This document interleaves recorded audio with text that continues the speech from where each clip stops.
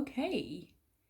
Hello. Welcome back to my read through of Sansûkh. And we are on chapter 10. It's the last chapter of this book. So next time you'll be seeing a new one, which is exciting.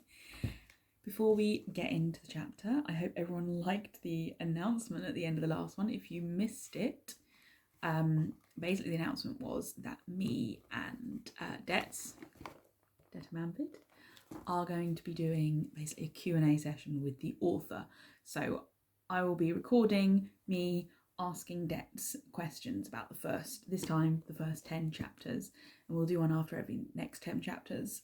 So send your questions, send them to me on Tumblr, or put them in the comments of this video, or put them in the comments on AO3 where this will be going up. And yeah, ask anything about the first 10 chapters, no spoilers past then, please, and I will ask Detta for you and we will get her answers live, which is exciting. But without further ado, moving on to the actual chapter. Bloody elves! Shut up, Oin, I can't see. Why would you want to? Oin folded his arms and settled back, glowering.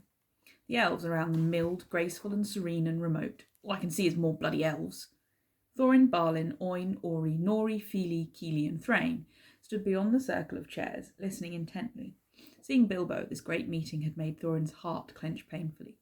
Bilbo's hair had turned white and his face was finally showing signs of his very great age. He moved slowly and spoke but little. Much of the talk came from Gandalf, who was either ignoring the company or unaware of their presence, and Lord Elrond, the smug, self-satisfied elven git. Bilbo and Frodo both appeared terribly small amongst this council of free peoples and mighty lords, and Thorin wanted to snarl at each one of the damned elves, and especially that arrogant man, who looked at them and turned away with dismissal in their eyes. Gimli looked very uncomfortable, his face set and glowering. Gloin's expression was grim and calm, even though Thranduil's Get sat but a few seats away. They were both in formal attire, their gold clasps adorning their beards and their hair unbound. Thorin absently noted that Gimli, once again, had forgotten to brush his. First, Gloin gave the news of the mountain. Gandalf hummed in thought and his eyes narrowed under his bushy brows. Thorin waited impatiently, but no one in their council had anything useful to say at all. Erebor will see war, he sighed to himself. It was always going to happen, said Balin heavily. There is no avoiding it. I had hoped that one of these great lords might give us some hope, Thorin said, eyeing the elves darkly. Too much to ask a bunch of weed-eaters. I should have known better. Twice in a generation, muttered Oin. Evil days indeed. Excuse me, be quiet, please, hissed Ori. They're speaking about the old days. What old days? Fili craned his neck. Oin, get down, I can't see a thing. Move then, I'm fine where I am. Who's Isildur? Said Kili, frowning. A king of men, a Númenorian, Ori said scornfully. Don't you know anything? Nori snickered. Oh, you're so smart, Kili said, sticking out his scruffy chin. So when did he live? At the end of the Second Age and the beginning of the Third, dimwit, Ori snapped. He was one of the men who established the kingdoms of Gondor and Arnor.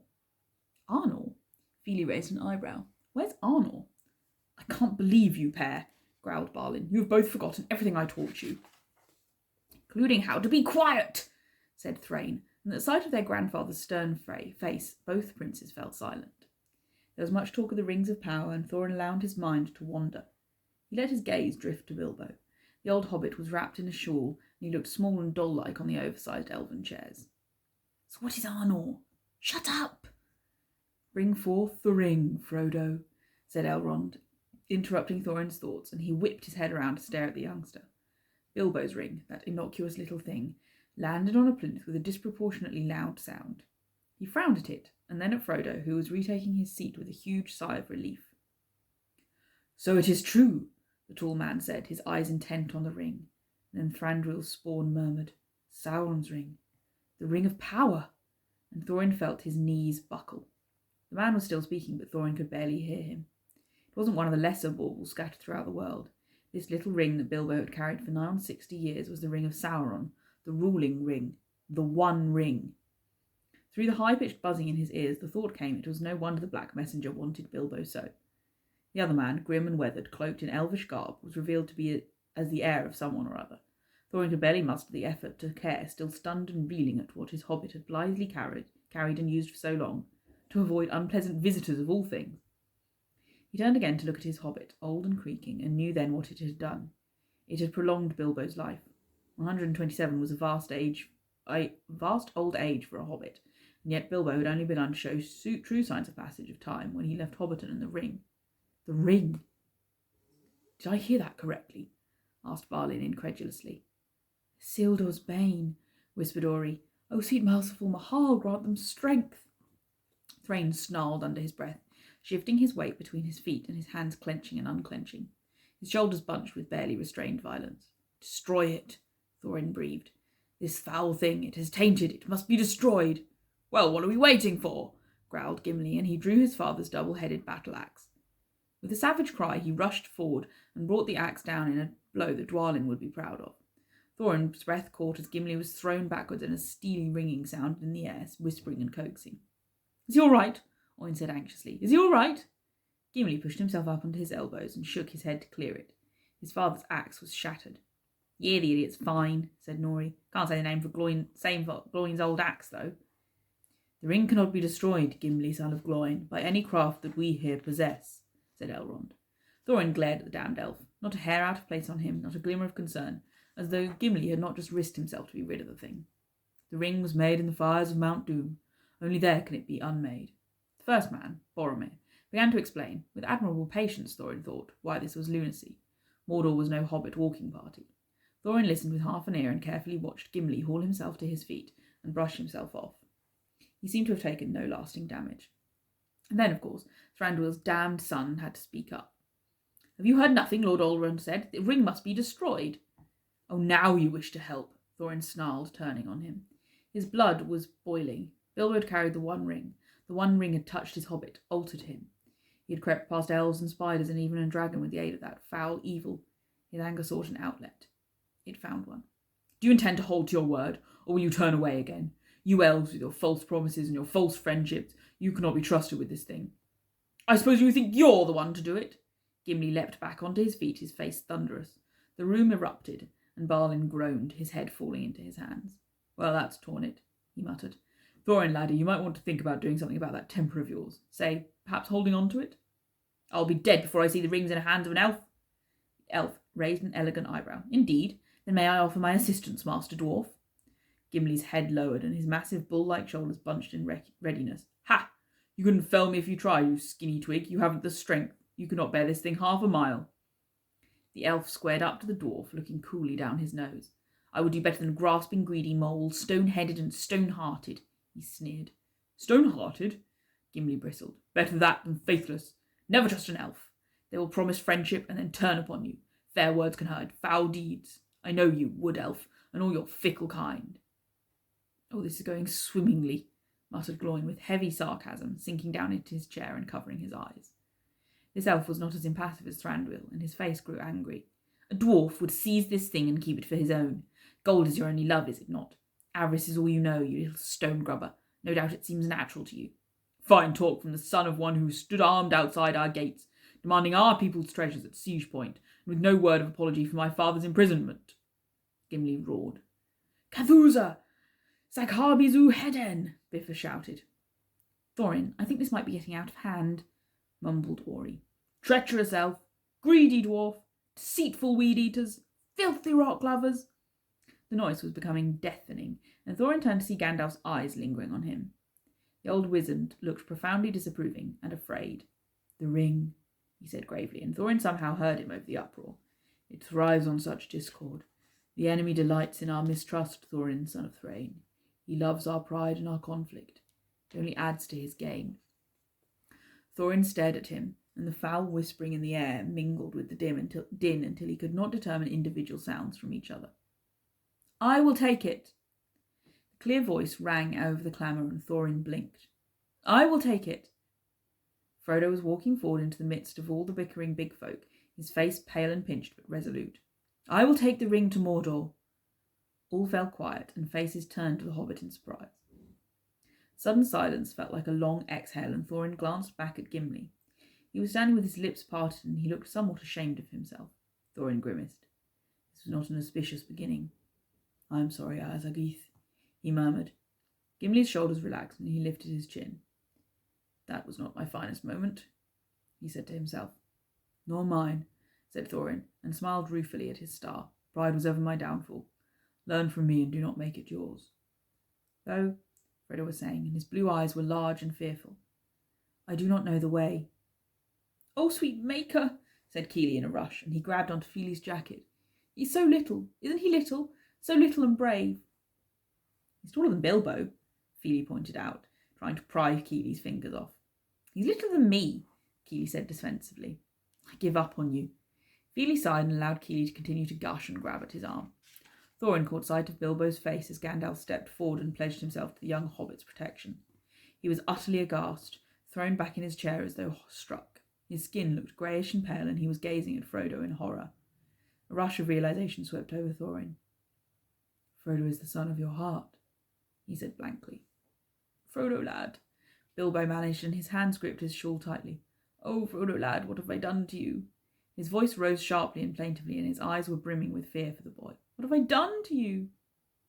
Thorin, said Thrain in a low voice. A word. His father drew him aside and muttered, They cannot harm Bilbo here in Rivendell. Elrond's power keeps this land safe, but Frodo is a Baggins and a hobbit from the Shire. They'll be hunting him this minute he steps foot beyond the valley. After a moment, Thorin nodded curtly. This mission is too important. You know what we must do, son, Thrain said, and his powerful hands landed on Thorin's head in blessing and reassurance. Go. Do it. He took a breath and turned back to his burglar. Bilbo, Thorin said, and knelt before the hobbit, keeping his eyes on the wrinkled old face. Bilbo. Oh, please, Bilbo whimpered, and Thorin could not stand it a minute longer. We will protect him for you, he promised. I vow to look after him and those you love. I vow to look after you and those you love. I will watch over him. I swear it. Please, Ilúvatar, Mahal, Kimantari, protect him, Bilbo whispered. Elbereth Gilthoniel, watch over him. Oh, forgive me, forgive me. I swear it, Thorin vowed, and lifted a finger to ghost over the lines of Bilbo's face. Then he stood and strode over to Gimli. Gimli, inùdoy, he said, his voice low and dark and full of determination. You know what must be done. This is the battle of our age, and you shall be our champion. Go, son of my heart. Will you protect the son of his? Gimli stood, planting his feet as a dwarf should. And my axe, he said loudly, and he drew his father's walking axe and glared up at the elf. The elf, for his part, ignored him with aloof disdain. The man of Gondor also chose to stand with them, and Frodo looked achingly small amongst them. And then hobbits were scurrying out of the bushes to insist on going as well, and Bifur exploded into howls of laughter. You can't be serious, Nori said, his braided eyebrows rising almost to his hairline. 4 hobbits? Well, we had one, it worked for us, said Oin, shrugging. Right, yeah, 1 was a good number. 1 was plenty of hobbit in my opinion. 4's going to mean a lot of pocket handkerchiefs is all I'm saying. I don't think Peregrine Took has used a handkerchief in his life, said Thorin dryly, watching as the youngest of the hobbits made a fool of himself. Again. You shall be the Fellowship of the Ring, announced Elrond, and Thorin resisted the urge to roll his eyes, a grandiose name for 9 walkers. Simply the company of Frodo Baggins would have sufficed. This seemed to signify the end of the council. Many of the great lords stayed to talk amongst themselves in quiet voices. Frodo held Bilbo down from his too-high chair, and Thorin watched them leave with worried eyes. Bilbo seemed nearly transparent with grief and horror, his face even older than before. Then he heard Gimli's voice rumble. Master Elf, if I may. He turned to see the son of Thranduil look down his nose at Gimli, his face expressionless but his eyes flashing with irritation. Dwarf, what have you to say? Gimli's jaw tensed, but he did not rise to the bait. I wish to apologise. My words were hasty and ill-chosen. I would not set out together on such a quest with them still between us. Thorin felt his mouth open, kind, aye, and forgiving. His thoughts from long ago whispered. The elf looked puzzled and suspicious. I see. In which case I also rescind my words and offer you my apologies. Your name? Gimli, son of Gloin, Gimli said, offering the barest minimum of a bow. Thorin couldn't help but note that he had omitted the customary greeting. Legolas Thranduilion, the elf said, inclining his head only slightly. Thorin glowered at him. That elf had held him at arrow point and threatened his life. How dare Gimli offer his apologies to the creature? Well met, elf, said Gimli, ignoring the name. The elf's lip curled in distaste. Obviously not. Gimli's beard twitched as though he was also suppressing a sneer. Well, at least there's room for improvement, Fries found Thorin in his smithy much later. He had begun work on an iron skillet, and it had been going well. He had cast the initial shape, and though the pig iron was not as noble a metal as he normally shaped, he found it fluid to work with, and it bent to his will easily. He turned the half-finished work over in his hands. Here the pan, where a hobbit might cook bacon or tomatoes or eggs or mushrooms or those little flat cakes that Frodo liked so much. Here the handle, where a hobbit's hand would grip sure and steady and confident. Possibly a wooden handle to reduce the conductivity of heat. Hobbit hands were nimble but soft.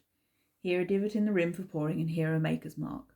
Thorin, son of Thrain. Here round the sides, a wrought pattern of dwarvish knotwork, each knot surmounted with hobbitish flowers.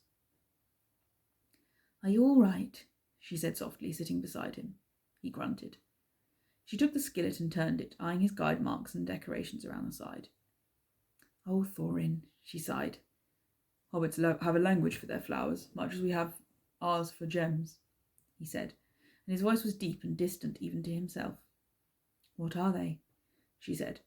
He paused, and then he took her hand and guided over one of the flowers.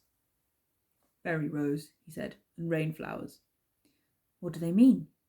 He smiled and did not answer. Fries put the pan aside and turned his hand over. There was a burn from the casting process on the heel of his palm, and she made a ch sound under her breath. "I am fine," he said, taking his hand back. "I am well." "That I don't doubt," she said, and looked up at him. He had gained his father's height, and he towered over her. "I worry. I'm your mother. It's my privilege to do so." "I'm older than you," he reminded her, and she arched one wheat blonde eyebrow. "You are still my son, and I know you, my surly little prince. Talk to me." He was silent for a moment. Then he said, "Bilbo carried the One Ring. He carried it for 60 years. I've watched over him all this time, and I never—" Her blue eyes, the same hue and shape as his own, softened. Then she pulled his head down and kissed him on the brow. "You are not responsible, Thorin," she said. "You are not responsible for every bad thing that has happened in this world. The ring has its own will, and it chose your hobbit. That he kept his own heart and his own mind speaks very highly of him." "He never would have found it if I hadn't—" "Oh, for Mahal's sake," she said, frustrated love passing over her face. "Do you know how hard it is to watch you constantly flay yourself for things that are not your fault? You have made mistakes, certainly, but this is not yours to claim. Gandalf was the one who chose Bilbo Baggins, or have you forgotten?" Thorin's breath paused on an exhale. "I thought so," she said. "Please, Thorin, stop this. You're a good soul and a mighty heart. Stop tearing yourself apart with remorse." "But, Ahmad, Thorin didn't know what to say, and his words came out strangled and half-growled. Never knew that." She put her fingers over his mouth and let them card through into... Sorry. Try that again. She put her fingers over his mouth and then let them card into his cropped beard, combing gently. "I saw my son again at that meeting. I saw my brave, valiant, determined boy, the dwarf who led a forgotten people to safety, rallied a hopeless battle, and stared down 2 armies with nothing more than the strength of his will. Don't lose yourself again in your guilt, dear one. Don't take on the burdens that are others to bear. No one is strong enough for that." He blinked, and then he let his head fall forward against her shoulder and let out a long, shuddering breath. Her arms wrapped her as far as they could around his shoulders, and he stayed there for a long moment, breathing in that scent that spoke of safety, of love and home. Then he straightened and pressed their brows together. "Well then," he said, "back to work." She smiled. "Here now, Gimli," Gloin said, his gruff voice cracking. "Here's the tinderbox, and here's my old pipe. Hobbits grow the finest pipeweed in the world, and they're not stingy with it. I would be cruel indeed to deny you the chance to taste it. Ach, look at you, boy, your braids are crooked. Did you tie them with your eyes closed? Did you even brush them?" Gimli stood still and allowed Gloin to unravel one plait, his old gnarled fingers moving in the patterns of a lifetime. "I doubt any will care whether I brush my hair or not, Dad," Gimli said. "Well, I care, and so would your mother," Gloin said fiercely. "You're representing the pride of our people now, son. You should look as a dwarf lord should." "All these tall folk and elves, they cannot tell whether I am a dwarf lord or a tinker," Gimli grunted, lifting his chin so that his father could gather more of his thick beard into the braid. "Why I need to wear my clasps and braid for such an ignorant lot." "Ignorant they may be, but they are our allies," Gloin said, tugging sharply on the braid he was weaving. Mahal knows they can't even tell a broad beam from a stiff beard, but you will comport yourself as befits my son and a dwarf of Durin's line. Remember, what you do here not only reflects upon you, but upon all dwarves everywhere." Gimli sighed and allowed his father to unravel his other braid. "Yes, Dad." Gloin huffed. "When you say 'yes, Dad' in that tone of voice, I half believe you're a lad of 60 again, and not a dwarrow more than twice that age." Gimli reached out and touched the onyx and gold beads caught in the snow-white fall of Gloin's hair. "I feel like a lad of 60. I'm but one dwarf, Dad. I cannot represent all dwarves. It's too much to ask. Shh. You'll do fine," Gloin said. He tied off the second braid and stood back. "There. Oh, Nidoy." Gimli lifted his head, his newly done braid sliding over his broad and powerful chest. He remained still, letting his father look his fill. Then Gloin leaned forward and clasped Gimli's face in his hands and spoke a quiet word. Gimli closed his eyes and exhaled slowly. Watching, Thorin was profoundly shaken. He had heard that word. He was almost certain he had just heard the true and secret name of Gimli, son of Gloin. Gloin pressed their heads together for a moment, and then he kissed his son's brow gently. "Remember who you are. Stay as safe as you can. Protect the ring-bearer. Keep an eye on that elf and don't run into any bloody trolls or any of that nonsense." "I have letters," Gimli said, reaching into his brigandine and fishing out a bundle of papers. He cleared his throat. "One for Mum and one for Gimrys and Bofa and one for Gimij. That one, the one in blue paper, is for Aunt Dees. There's also a note for Dory and another for Bomber and Alrys, and the last is for Dwalin, Orla and their lads. I have a letter to be sent to Dane too, if I—" Gloin took them. Then he wrapped Gimli in a bear hug. "I love you, boy," he said, low and fervent. "I'm so proud of you. So proud of you." Gimli buried his face in Gloin's beautiful white beard and clung to his father with all of his enormous strength. "I love you too, Dad. Don't you forget to contact us when you can," Gloin said against Gimli's hair. "Protect that hobbit with all you have. He's the only hope for all our pupils." Gimli nodded against Gloin's beard before forcing himself to let go and stand back. "Well," and then he cleared his throat. "We leave in the hour. Gloin smiled and nodded. "Go, azaghâl belkul. Go on and help save the world." Gimli shouldered his pack, gripped his father's walking axe, slipped throwing axes and his decorated bearded axe into his leather harness, clapped his helm on his head, took one last anguished look at his father, and tore himself away. Gloin stared at the empty open door for the space of 2 heartbeats before sinking down onto the too-high bed. Thorin hesitated, and then he sat down beside his cousin. Silence left behind in Gimli's wake washed over them. "So who's the man?" asked Gloin, scratching at his stomach as he, Ori, and Thorin trudged along behind the trailing hobbits. "Which one?" said Ori. "This one. Either one. I wasn't listening, really." "The most important council in centuries, and you weren't listening." "Too many elves." Ori sighed and pursed his lips. "The one with the horn is Boromir, son of the steward of Gondor. The one with the long stride is Aragorn, and he's the heir of Isildur." "Oh." Oin squinted up at them. "Poor things, barely a scruff between 'em. Gondor one shows a bit of promise, but the Isildur's one as bad as Keely. How do they tell each other what they do and who they are without a beard to braid?" Ori shrugged. "Perhaps they ask." "Sounds a bit dull." Gimli walked behind Aragorn in silence, his eyes darting around at the unfamiliar trees and his hand on the haft of his axe. The helm Dwalin had given him was on his head, and his heavy boots stumped rhythmically against the crackling leaves underfoot. The men also walked heavily, and Thorin looked back to where the hobbits followed, nearly noiseless as they pattered barefoot through the leaves. The elf was ranging ahead. His soft shoes made very little noise, though he was not as eerily silent as the hobbits. His eyes were narrowed as he peered through the wood, and on occasion he swung into the branches to gain a higher vantage point. They slept in the middle of the day and moved throughout the night, relying on daylight to keep the sleepers safe from orcs. On the second day they camped in the western lee of a hill to avoid any prying eyes from the east. It was a good thing Gimli had brought his father's flint, as Gandalf disappeared shortly after they had made camp. "Where's he off to?" asked Pippin, frowning. "Funny time to go sightseeing." "My father said Gandalf comes and goes as he will," Gimli said, and smiled at the little hobbit as the tinder caught. "Not to worry, Master Peregrine. You have myself and Boromir and Aragorn to protect you." "And Legolas," added Aragorn, his eyes gleaming with mirth. "Do you forget Legolas, Master Gimli?" Gimli grunted and did not answer, piling leaves and twigs around his nascent fire. "Oh, Gimli," Thorin said, and rubbed his face with one hand, trying to repress a smile. "I've been influencing you for far too long."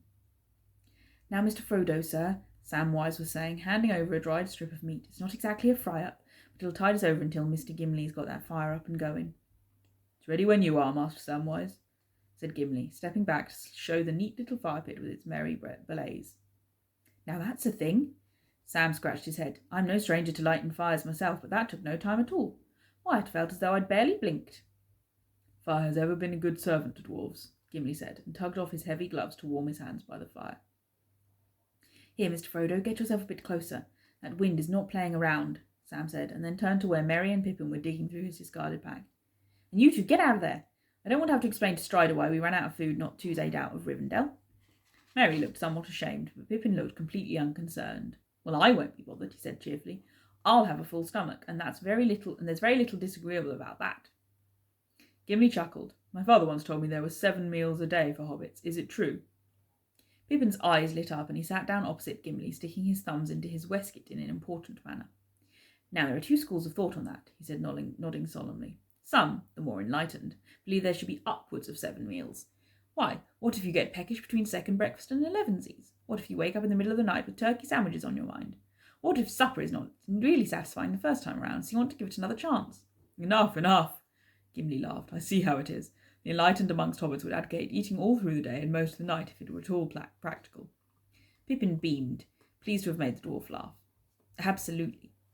The elf's head had turned at Gimli's deep booming laugh, and a tiny crease had formed between his dark brows. "How many meals do dwarves have, then? Are they like men, or are they more sensible about matters?" asked Sam, putting his pan down on the flames. Gimli leaned back, his eyes twinkling. "I'm sure you'd think us very foolish indeed, Master Gamgee. We normally have only two or three meals a day, though we may easily go without." "2 or 3?" Merry looked aghast. "And Bilbo travelled all that way with... Oh, the poor old hobbit."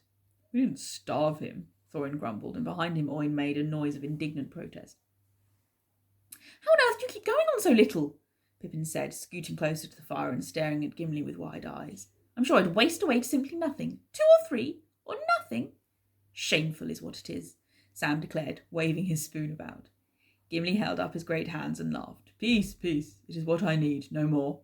If you fed me like a hobbit, I'd soon be as round as I am tall." "I can't believe you're as strong as you are," said Merry, prodding at Gimli's prodigious arms. "Why, I'd disappear completely." "Isn't natural," Sam grumbled, his spoon jabbing at his sizzling pan. "Perfectly natural for a dwarf, which I am," said Gimli, grinning at the young hobbits. "I'll keep to what a dwarf knows and leave all expertise in eating to hobbits, where it obviously belongs." "What does a dwarf know, then?" Pippin said eagerly, and he tipped his head, gazing at Gimli with avid curiosity. "Pippin, don't be rude," Merry said, tugging at his cousin's jacket and raising his eyebrows meaningfully. "Sorry, Master Gimli, it's just that we've never met a dwarf, and Pippin here," he dug an elbow into Pippin's side, "has absolutely no sense of the appropriate." "Oh, and you do, of course," Sam muttered beneath his breath. Frodo smiled faintly. "No offence taken, Master Merry," Gimli said, leaning back and lighting his pipe. "I don't mind at all. There's a lot of lies spread about our folk." And Gimli sent a dark look over at the elf, "and it's good to get the chance to combat 'em." The elf was startled by the sudden attention. His eyes snapped from the little gathering to the forest once more. "Well now," Gimli mused, puffing on his pipe, what a dwarf knows. "Rocks and stones, no doubt," said the elf dismissively, and Gimli raised an eyebrow. "Aye, rocks and stones. Do you expect me to be offended?" The elf remained silent. "Rocks and stones are not dead, Master Elf," Gimli continued. "Each has their own song, and we can feel it beneath our feet and under our fingers. Everything yearns, everything has beauty inside it, and it longs to be let free. The meanest of stones struggles to become, and we cannot help but sense it. Each dwarf is drawn to a craft, and we find beauty and wisdom in the works of hands and minds. We are taught our history early and the songs and chants of our people. Each clan has their own ancient traditions, you know. We love music well and dance. My grandmother was a famous axe dancer. She could keep 4 spinning at one time. My father's folk, the Longbeards, are more likely to mine gold or iron, but the Stiffbeards love silver best and make many cunning things from it." "Do you have a craft?" asked Boromir, interested despite himself. "My apologies, but I've never heard one of your secretive race speaking so openly before." Gimli waved the apology away.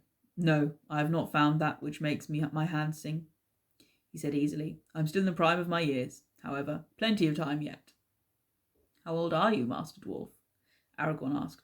"Oh, I turned 139 a few months ago," said Gimli, blowing a smoke ring. Aragorn looked taken aback. Here I thought myself amongst the oldest of our party. Seems that between you and Legolas and Gandalf, I am a mere child. I expect we all look like children to those two, Gimli said. Bilbo once told me of a language, Frodo said. Gimli's eyes narrowed. Aye, there is a language, passed down from our Maker. He said he wasn't supposed to know, Frodo said, and he smiled faintly. You know Bilbo. I met him once, when I was but a lad, Gimli said, and snorted. It doesn't surprise me that he knows of Khuzdul. Aye, that's the name of it. We alone of all speaking peoples did not learn our tongue from the elves, but from our great Maker himself. It is sacred, and I will not speak more about it. Your Maker? Said Merry artlessly. You mean someone makes dwarves? Is that a craft? Gimli started, and then he laughed long and loud. Ah! If it is a craft, then the best craftswoman I know is Alrys, daughter of Geris. She has 12 children, a remarkable feat amongst dwarves. 12 is a commonplace enough number in the Shire, shrugged Pippin. My mother was a Banks, you know, and she was the third of 8. We do not increase quickly, Gimli said, still chuckling. Ah, me. I must tell Alrys and Bomber when next I see them. Bomber's wife, Frodo said, his eyes flickering with recognition. Bilbo told me about him. He was one of the company. Indeed he was. So who made dwarves, if not lady dwarves? Pressed Merry. Dwarrodams, Gimli corrected, and the 3 younger hobbits repeated the new words slowly. They were not intended, said Legolas. Gimli froze, and then he said carefully, Not by the one who made all else. No, we were created by other hands. Dwarves were never meant to be, Legolas said, his elven eyes flashing. They mar the Song of Ardor with their discordant notes. Thorin growled, and Oin's hands clenched. No, Ori said softly, don't influence him. It must be a fellowship, and that can't happen if Gimli loses his temper every 2 seconds. Gimli can lose his temper without any help from me, Thorin retorted, glaring at the elf. We are an ancient race, made by Mahal in the days before the elves awoke, said Gimli stiffly. He longed for companionship, and so he made creatures other than himself and taught them to speak. The one who made all else discovered us and told Mahal that his creatures were not wanted, and so we are not wanted, not understood, forever apart from the other races of the world. Sam's mouth dropped open. Now that's cruel, plain cruel, he muttered. 'Tis the way of things, Gimli said, and tapped the embers from his pipe on his heavy boot. We will not be granted a place in the music at the end of all things. We will be granted a place in the music at the end of all things, for so we were promised. But until then, we are not wanted, and we know it. He looked up at the elf defiantly. There are some who delight in reminding us. Still, what are we to do about it? Cease to exist? No. All things yearn to become. Even the meanest of stones strives, and dwarves know it better than any. Does it ever make you angry? Asked Frodo quietly. Gimli nodded his bright head. Aye, sometimes, but what use is anger? We were made strong to endure, and so we do. The elf looked troubled for a moment, then he stood and said, I will scout this area. Do that, grunted Gimli, and he rolled himself into his blankets. In 2 to 3 seconds he was snoring. He didn't wait for supper, Sam complained. That was well said, murmured Ori. He spoke of Mahal, said Oin, shaking his head. Shouldn't have done that. Little hobbits were curious, said Thorin. He seems fond of them. Their curiosity does no harm. That damned elf's going to be trouble, Oin predicted. Thorin sighed. I fear you are all too correct, he said, glaring at the trees where the elf had disappeared. Before the stars released him, he stopped in on Bilbo. The old hobbit was seated in a huge chair, far too large for him, and his feet swung above the floor. He had a blanket over his knees, and his head was nodding on his chest. Hello, my dear, Thorin said softly, and crouched down before him. They are well on their way. The hobbits grow fond of Gimli, and the men are strong and valiant. Your son is safe. Gimli's head nodded lower, and a faint expression of grief flickered over his face. You look so tired, my Idùzhib, he said with as much tenderness as he could muster. Thorin was not good at expressing his care, and the words did not come easily, but for Bilbo he would try. You should make your way to bed. I have them. I will not fail you. He lifted his hand and carefully rested it above Bilbo's. Only a breath of air was between the warm, living, wrinkled flesh of the hobbit and Thorin's cold, ghostly palm, forever caught in the vigour of his prime. His hand was so much broader and stronger than Bilbo's, and closing his eyes, he imagined that he could feel the thin and papery skin, the soft, buttery texture. So old, my Bilbo, he said, and looked up into the hobbit's drowsing face. I never thought to wonder why you lived so long, on and on and on. I only thought to curse the fate that kept you from me for so long. He lifted his other hand and allowed it to drift through the wispy white spiderweb of Bilbo's hair. I'm glad you grew old, he said in a low voice. Whatever the reason, I'm glad one of us did. Still, I find I hate that you grew old without me. Would you laugh at my grey beard, I wonder? Would we barricade ourselves against each winter, wrapping ourselves in your quilts and complaining about our bones? Would we grow more alike as time passed, my mannerisms becoming yours, your words becoming mine? Bilbo's lips moved and Thorin sighed soundlessly, fruitless to wonder. Still, how I wish, Master Burglar. How I wish. Bilbo mumbled under his breath for a moment, and then the sounds became words.